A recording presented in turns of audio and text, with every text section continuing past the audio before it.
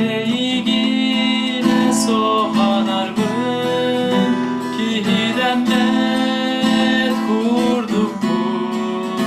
Olof ormanlık küster taptal Gelir yemin bir betevi